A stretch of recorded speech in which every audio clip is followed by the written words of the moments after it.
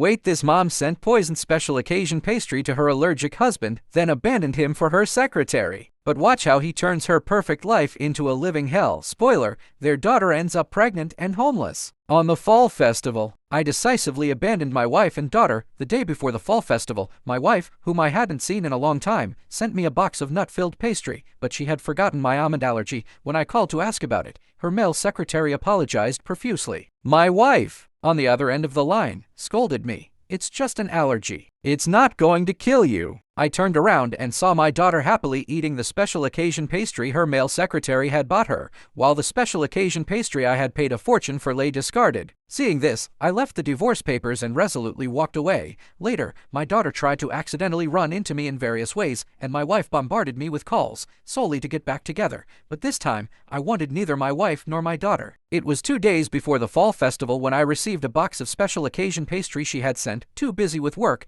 I won't be coming back for the fall festival. She left me a voice message on my cell phone, her tone incredibly dismissive. I slowly unwrapped the special occasion pastry box and froze the moment I saw the words nut-filled pastry. Victoria knew about my almond allergy better than anyone. Back when the servants at home used to bake pastries, she would repeatedly emphasize the issue to them. Terrified I might accidentally eat even a tiny bit of almond, ever since this male secretary, Julian, arrived, she had become increasingly indifferent toward me. I never imagined that this time, she would even forget about my almond allergy. My heart felt incredibly heavy. And after much hesitation, I still called Victoria. The person who answered was Victoria's male secretary. Julian, Mr. Benjamin, I'm so sorry. I didn't understand your situation clearly and sent you the wrong special occasion pastry. Julian apologized profusely over the phone. But my spirits remained at rock bottom. Since Victoria was the one who asked him to send the special occasion pastry, why didn't she clearly explain my almond allergy to him? Then, a voice I knew all too well suddenly came through the phone. It's just an allergy. It's not going to kill you. Do you really need to give Julian such a hard time over such a small matter? Victoria angrily accused me over the phone. Her words pierced me like a sharp blade.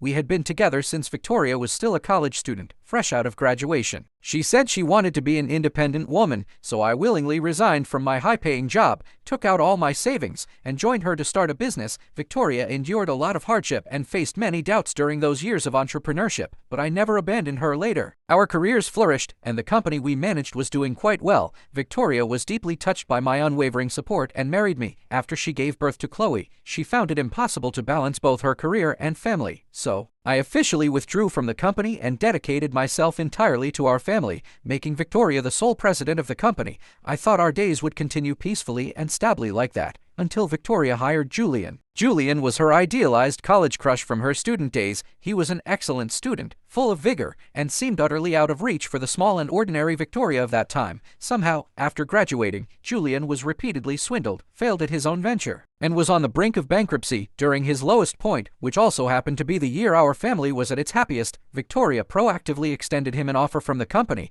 making him her most trusted secretary. Later, Victoria's business trips became more frequent, and without exception, she always brought Julian along. She also started to care less and less about family matters. She proactively suggested we sleep in separate rooms and even forbade me from visiting her at the company, although I sensed something was wrong. I loved Victoria too deeply to turn back. What was even harder for me to accept was that their relationship seemed to be influencing our daughter, Chloe. After being scolded by Victoria, I walked out of the room in a daze. Seeing Chloe happily munching on the special occasion pastry in her hands, I walked closer and inadvertently noticed the special occasion pastry I had spent a fortune on for her just days ago lying in the nearby trash bin. Mom, the special occasion pastry Uncle Julian bought me is so delicious. When are you and Uncle Julian coming back? I miss you both so much. My daughter chewed her special occasion pastry while sending a voice message to Victoria. Chloe, be a good girl. Uncle Julian said he misses you too. How about I ask him to take you to the amusement park when we get back in a couple of days? Victoria responded gently, okay. I love Uncle Julian the most. Chloe jumped up excitedly. I stood at the room's doorway, watching this scene, clenching my fists so tightly that my nails nearly dug into my flesh. Just a few days ago, Chloe refused to eat any special occasion pastry and insisted I buy her the season's most popular cartoon special occasion pastry. I asked personal shoppers everywhere but found that this special occasion pastry had already been inflated to an exorbitant price, but to make her happy, I gritted my teeth and bought it anyway. I never thought that the special occasion pastry I painfully bought at a high price would be less precious than what Julian casually gave her. Suppressing my inner rage, I pointed at the box of special occasion pastry in the trash can and questioned Chloe. Didn't you say you absolutely had to have this special occasion pastry? Why did you throw it away? Seeing me, she quickly fumbled to turn off her cell phone. That special occasion pastry was too sweet. I don't want it anymore. She casually brushed me off with an excuse. You don't want it? You were the one who begged for it, and now that I've bought it for you, you throw it away. Seeing her so dismissive, I could no longer suppress the anger in my heart and pressed her. Chloe also refused to back down, forcefully sweeping the items off the table onto the floor, and answered impatiently, I just don't want it anymore. What's it to you? She rolled her eyes at me and stormed out of the room. My body trembled slightly, her words echoing in my ears. I saw you looking gloomy every day and thought your family wasn't harmonious. I just saw your wife's social media feed. Your family seems quite happy, even taking Chloe to the amusement park for the fall festival. On the day of the fall festival, I lay alone quietly at home and suddenly received a message from a friend that evening. I was completely baffled by his message. My friend sent me another screenshot. It showed Victoria's social media feed. Fall festival family gathering. The accompanying picture showed Victoria holding Chloe's hand, strolling through the amusement park. There was also a man's figure beside them. I stared at that figure for a long time, and after comparing his build and clothing, successfully identified him as Julian. I quickly opened Victoria's social media feed again. What greeted me was a blank page, undoubtedly. Victoria had blocked me. It turned out Victoria had already returned from her business trip. She just didn't want to come home, only wanting to spend the fall festival with Julian. They even brought our daughter Chloe along, leaving me alone at home. It seemed as if the three of them were the truly happy and complete family. I struggled to suppress my trembling hands, repeatedly telling myself to calm down. I dialed Julian's number. Starting tomorrow, you don't need to come back to the company for work. Oh, and please stay away from my daughter, Chloe. There was a long silence on the other end before a faint single-word reply. Okay. After hanging up, I finally let out a long breath. Even though I no longer worked at the company, given my contributions to it, Victoria probably wouldn't have much to say if I wanted to fire someone.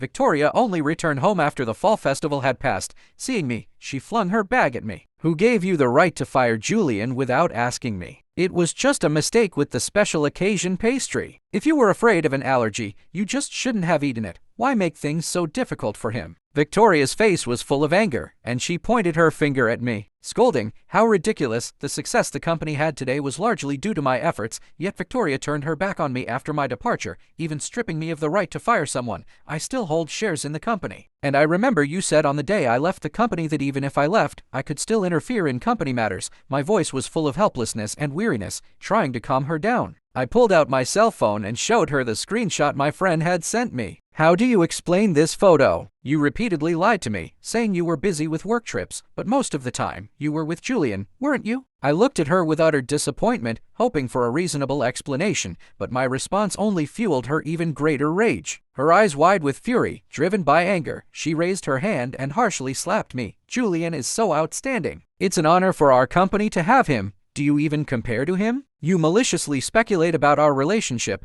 damaging Julian's reputation. Do you even deserve to? The pain on my face hadn't faded, and her slap also made my heart ache. I gritted my teeth, suppressing the anger and grievance in my heart, and responded to her again, word by word. Then what about him privately contacting Chloe? A male secretary should maintain a clear distinction between personal and professional matters, shouldn't he? No sooner had I finished speaking than the front door suddenly opened. Chloe was home from school. She saw Victoria home and excitedly rushed into her arms. Mom, where's Uncle Julian? I miss Uncle Julian. Ever since the last special occasion pastry incident, Chloe's attitude toward me had been consistently impatient. Now, in front of me, she no longer bothered to hide her close relationship with Julian. Victoria stroked Chloe's head and said, Chloe, Uncle Julian can't play with you anymore because your dad fired Uncle Julian. After hearing Victoria's words, she paused, then glared at me fiercely. Why did you kick Uncle Julian out? Uncle Julian is gentler and cooler than you. I just like him more. Chloe, for these past few years, Dad quit his job to take care of you. In the end, am I not even as good as Uncle Julian? I still wouldn't give up. Hoping for an answer from Chloe, she turned and rushed into the room, bringing out a large box. Inside were all the gifts I had meticulously prepared for her over the years. She gripped the box tightly with both hands, then slammed it onto the floor. The gifts shattered into pieces upon violent impact with the ground. I don't care for any of the trash you gave me. My only wish is for Uncle Julian to be my dad. My heart felt as if it had been heavily struck, and a chill rose from within. Okay, Chloe, stop crying. We'll go find Uncle Julian. Victoria picked up Chloe and left the house, leaving me alone and helpless in the spot. At that moment, I completely gave up. All emotions dissolved in the face of this intense act. I took a deep breath, signed the divorce papers, and placed them on the table. I didn't need a wife and daughter like that. The divorce papers were in a very obvious spot, and Victoria saw them immediately upon returning home. What do you mean? She narrowed her eyes slightly. Sign it. It's better for you, for me, and for Chloe, I replied calmly. Only then did she lower her head to read the contents of the agreement. You really only want this little money. You're actually not even fighting for Chloe's custody? Aren't you supposed to love Chloe the most? Victoria raised an eyebrow, an expression of disbelief on her face. Yes, I nodded. Victoria leaned back in her chair, staring at the agreement for a long time before slowly speaking. Fine, I agree. With that, she picked up the pen from the table and casually signed the agreement. Seeing her sign, I picked up the divorce papers and stood up, about to go pack my luggage, but Victoria suddenly grabbed the corner of my clothes. Have you really thought this through? Clearer than I've ever been. I pushed her hand away. If you're leaving this time, then leave completely. Don't come back later clinging to me and Chloe. It'll be no use if you come crying to see Chloe then. Victoria watched me pack my luggage, not forgetting to mock me with a few words. If it were before, this would have deeply hurt me, and I would have repeatedly apologized to mother and daughter. But this time, I remained silent, simply packing my bags quietly. Seeing my lack of reaction, Victoria's existing emotions were further inflamed. She walked up to me with a dark face and loudly said into my ear, "Didn't you hear me talking to you? Are you not going to respond to me?" I looked up at her, still without speaking, and turned to walk into Chloe's room. Chloe sat crookedly, with no proper posture. She held a cell phone in one hand, her eyes fixed on the screen, and with the other hand, she constantly stuffed various types of junk food into her mouth. Normally, I would have told her to sit up straight and warned her not to eat so much unhealthy food. When Chloe saw me, her brows furrowed, and an impatient expression immediately appeared on her face. Who let you into my room? You're not going to complain about me playing too much on my cell phone and confiscate it again, are you? It's so annoying. Uncle Julian never meddles, and he even gives me his tablet to play with. She rolled her eyes at me, muttering incessantly. Indeed, Chloe was an out-and-out ingrate. Julian appeared to be kind to her, buying her all sorts of snacks and even letting her skip classes, but in reality, he was trying to harm her. She couldn't even tell who was genuinely good to her. I didn't respond to her directly, nor did I try to discipline her as I usually would. I simply walked past her and started taking things from her room. I packed the latest laptop, designer clothes, and dolls I had bought for her into my luggage. Since she considered the things I gave her as trash, there was no need to leave them here. What are you doing? She hurriedly reached out to stop me. Your mom and I are getting divorced. I'm packing my things. You said you didn't care for these worthless things I gave you, so I'll take them all with me. It'll save space in your room, I answered calmly, my hands still working. Her eyes were fixed on me, her face flushed. Good. That's great news. Once you're gone, Uncle Julian can officially be my dad. Chloe suddenly clapped her hands in delight again, but I caught a hint of unease in her eyes. She was deliberately trying to provoke me and make me angry. However, I no longer cared. I chuckled lightly, playing along with her words. Yes. Then you can play for as long as you want and eat whatever snacks you want. Oh, and I've canceled all the after-school programs I signed you up for. Now no one will force you to go to classes, so feel free to skip classes. Chloe's expression froze because my reaction was far from what she had imagined. Then just get out of here. If giving back this pile of trash to you means Uncle Julian can be my dad, I'd be willing to die. Chloe simply gave up completely, but I wasn't provoked at all. Oh, and I bought this for you too. I'm taking it, okay? I smiled at her, then smoothly snatched the cell phone she was holding. After packing my luggage and stepping out, I vaguely heard a commotion from inside the house. Chloe had gone to complain about me to Victoria again. It's fine. Just let him go. I bet he'll be begging us to get back together within a month. And Chloe, you're not allowed to open the door for him then. The voices inside abruptly ceased. I stood at the doorstep, dragging my luggage, and scoffed dismissively. Victoria thought she had me figured out. Convinced I wouldn't leave, little did she know, this time, I was truly determined. After divorcing Victoria, I joined a new company and moved into the house the company provided. My new neighbors were an elderly woman in her 60s and a little girl named Lily, who was around Chloe's age. Although they were close in age, their personalities were very different. Chloe was rebellious and restless,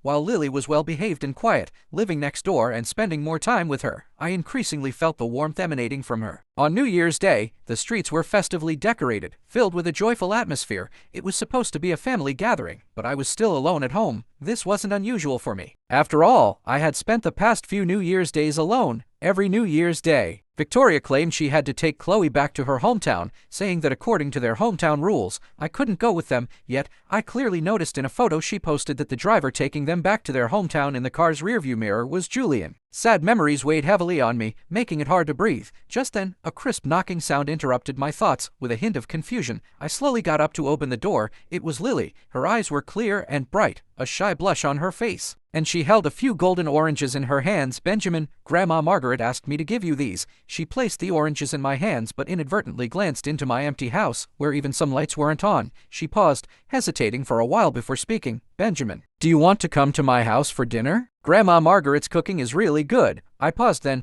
realizing I smiled and nodded. Lily's Grandma Margaret was very warm. Hearing I was coming, she specially added many dishes and coaxed Lily and me to eat more. For the first time in so many years, I felt like I had a home, but fate was cruel. Lily's Grandma Margaret suddenly fell gravely ill and didn't survive that winter. Upon receiving the devastating news, I rushed to open her door. Lily sat quietly by the window, staring intently at the relatives coming and going, busily carrying away her Grandma Margaret's body, not crying or making a fuss. Those relatives hastily left after the funeral, seemingly afraid that staying even a moment longer would obligate them to provide for Lily. Other neighbors, unable to bear it, called the police to find a good place for Lily. Which relative do you want to go with? The police squatted down, asking her softly. Lily remained silent, then suddenly cast a pleading look at me. Her small figure appeared lonely and helpless. And remembering the once innocent and kind Chloe, a strong feeling of pity welled up in my heart. She wants to come with me. I stepped forward proactively. I completed the paperwork for Lily, registered her, and transferred her to the best elementary school in the district. I watched her grow day by day, gradually forgetting about Chloe and Victoria. I saw Chloe again at school. As usual, I came to bring Lily her lunch but encountered a familiar face at the school entrance. Are you Chloe's dad? You're finally here! It was Chloe's Ms. Davis, whom I had met a few times before. Before I could explain, she hurriedly pulled me into the principal's office. Chloe stood inside with her head down, her hair messy. Seeing that it was me, she stared with disbelief. Dad, why are you here? In the past, to take care of her, I, a grown man, deliberately learned various braiding methods online just to make her look neat and beautiful for school. After I left at home, Victoria probably didn't have time to manage her, so Chloe just casually took care of herself. Her hair tied messily, looking somewhat like a punk. But I never expected Chloe to actually become a punk. Chloe's dad.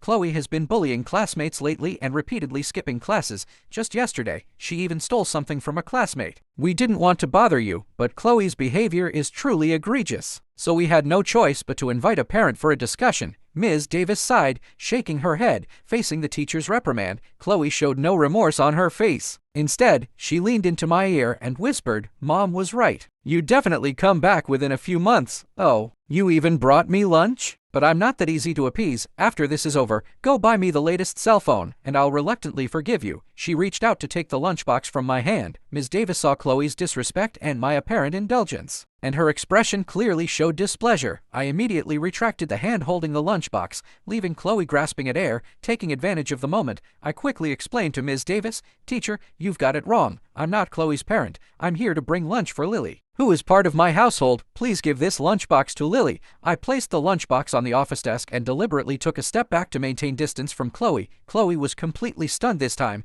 Just then, the door to the principal's office suddenly opened again. Teacher, I'm sorry I'm late. Victoria was breathless. After leaning against the wall to steady herself, she looked up and saw me. Benjamin, what are you doing here? Her eyes widened instantly. When Victoria learned I was there to bring lunch to my adopted daughter Lily, the anger in her eyes seemed to surge out. Well, I knew why you left so decisively then. So, you had a secret daughter outside. She stood with her hands on her hips, waving her fingers in the air, her voice shrill. Chloe's mom, the children are still here. Ms. Davis spoke up, trying to stop her. Victoria, however, acted as if she didn't see her, continuing to point at me and curse, her tone growing increasingly agitated. Benjamin, how dare you blame Julian and me for having an affair? Are you being fair to me? Fair to Chloe? Indeed. Ever since I stopped loving her, listening to her voice felt irritating. I sighed deeply, signaling Ms. Davis to explain for me. Chloe's mom, please calm down. Lily isn't a secret daughter. She's Mr. Benjamin's adopted daughter from a while ago. Ms. Davis took a file from her drawer and handed it to Victoria.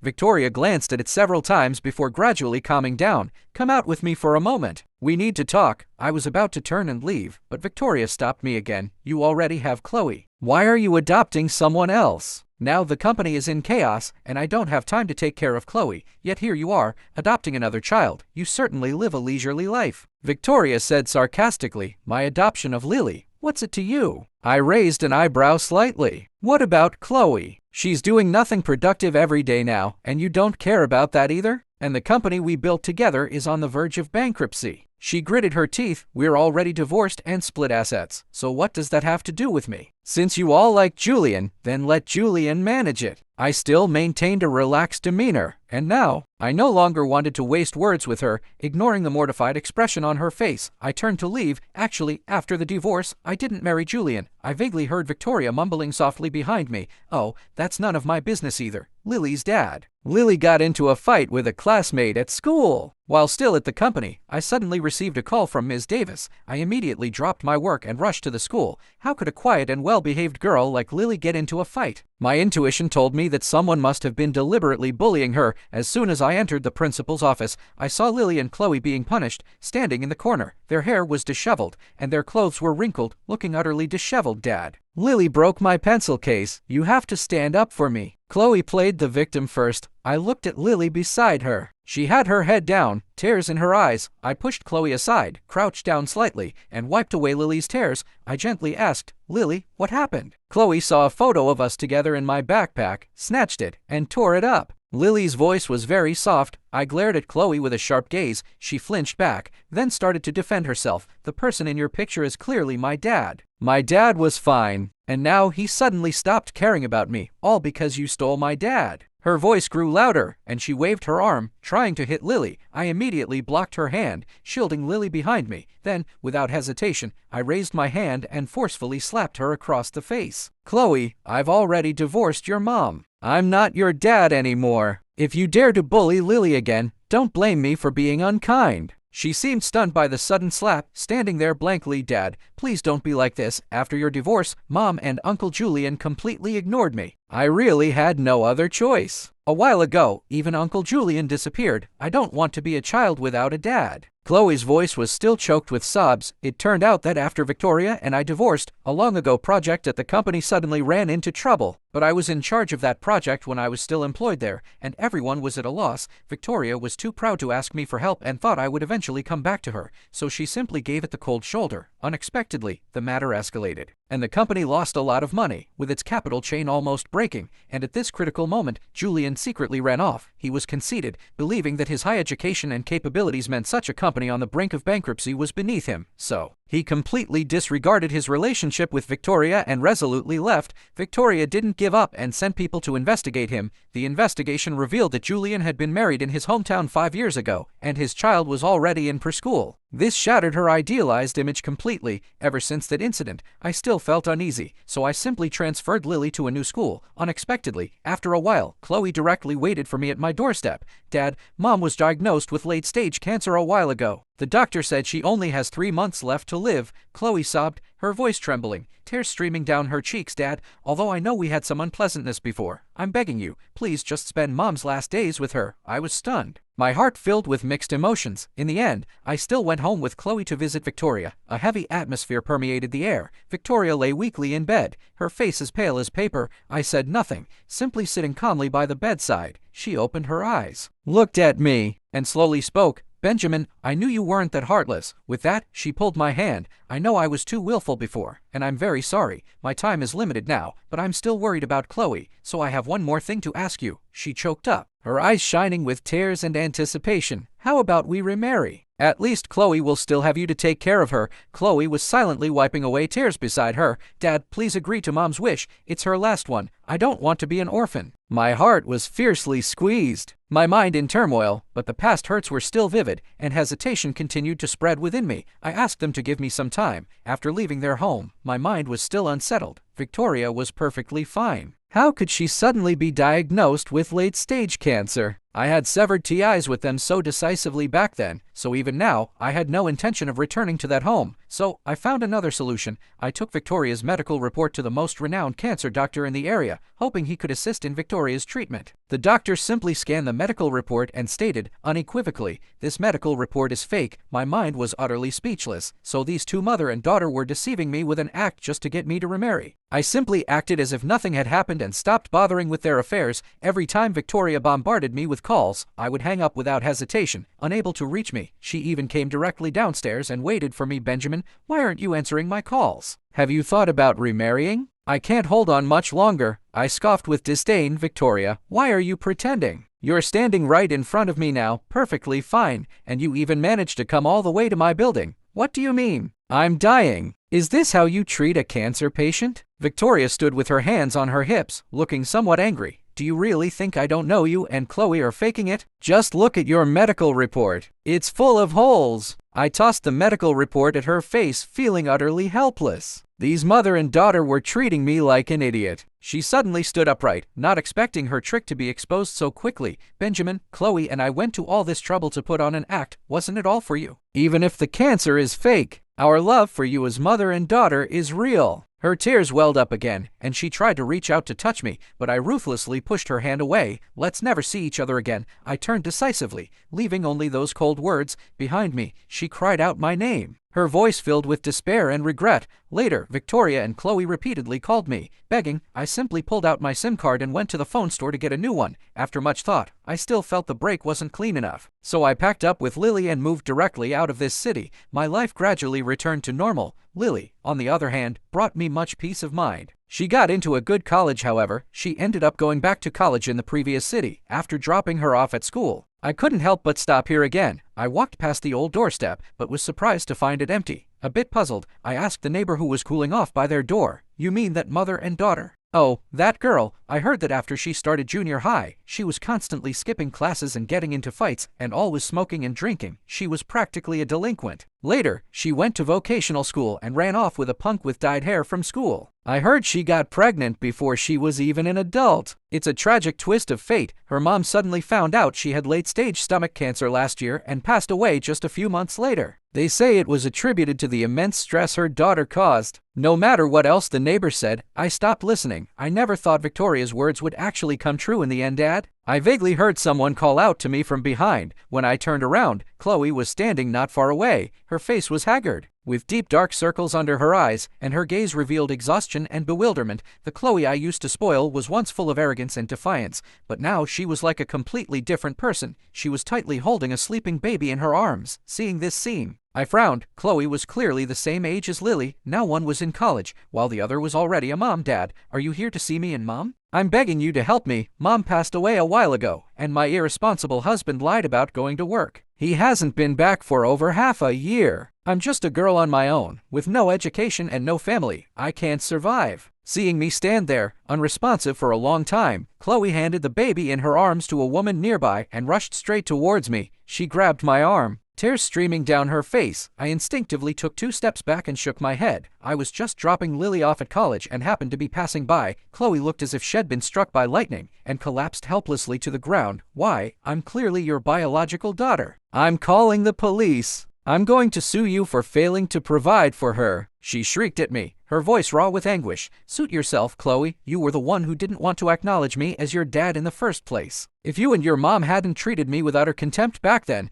I would have helped you unconditionally and done anything to ensure you had a good life." I let out a long sigh. A black car pulled up steadily in front of me. I got into the passenger seat, slowly rolled down the window, and waved at her. "It's a shame, but no matter how hard your life is now, it has nothing to do with me anymore." Through the car window, I saw her frantically chasing after us. Her face was filled with panic and despair, her steps faltering as she ran with all her might. "Dad, I'm begging you, don't leave me." Her eyes were full of pain and reluctance, tears streaming down her face, mingling with sweat, but the car gradually sped up. her figure growing smaller and smaller, until she finally vanished from my sight. I pulled my gaze away, with mixed emotions in my heart. I couldn't help but sigh that everything in this world changes in an instant. Dad, school sent out fall festival gift baskets. I'll mail yours to you tomorrow. Oh, right, I remember you have an almond allergy, so I picked out all the nut-filled pastry for you. It was the eve of another fall festival when I received a message from Lily. Thinking about it carefully, life as a single dad seemed pretty good too.